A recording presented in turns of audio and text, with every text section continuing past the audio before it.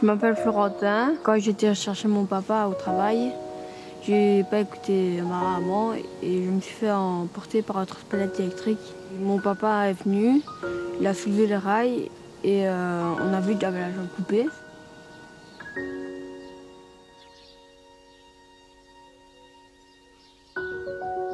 Je m'appelle Jason, j'ai 28 ans.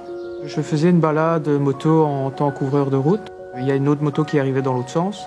Celle-ci m'a percuté sur ma droite. J'ai été propulsé et des suites de cet accident, j'ai dû être amputé de la jambe. Je m'appelle Sophie, j'ai 24 ans. J'ai perdu ma jambe suite à un accident à l'âge de 16 ans. J'étais à un carnaval et deux chars sont rentrés en collision et j'étais entre eux. J'ai eu 3 cancers. Le dernier cancer en date de fin 2013. Et quand je me suis brisé la jambe en tombant de l'escabelle chez moi, j'ai eu 53 fractures et malheureusement, suite au manque de défense immunitaire, on n'a vraiment pas su réparer cette jambe. Ma femme a été là avec un œil qui n'était pas différent d'avant l'accident et ça permet de passer au-dessus de l'handicap et de s'accepter. Mis à part mes enfants qui étaient là pour moi, voilà, c'est vraiment les seules personnes sur qui j'ai pu compter à l'époque. Donc, merci à eux.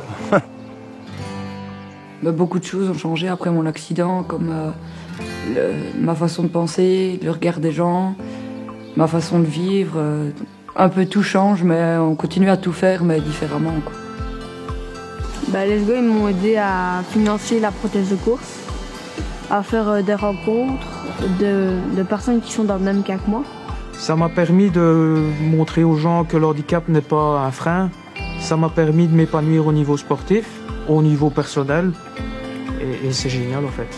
Le sport, ça m'apporte beaucoup parce que ça m'apporte de l'estime de moi, je perds du poids, du coup je marche mieux. Il y a que du positif à tout ça parce qu'on a une famille et des amis et on a un grand soutien. Je veux dire, peu importe le style d'handicap, on est comme on est, on fait notre sport à notre façon.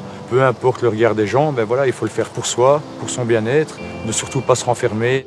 Vous n'êtes pas seul, quoi.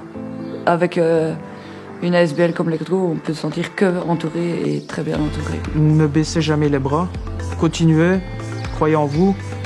Le handicap n'est vraiment pas un frein, que du contraire, ça apporte plein de choses. Je pense que la deuxième vie commence quand on a compris qu'on en avait qu'une finalement.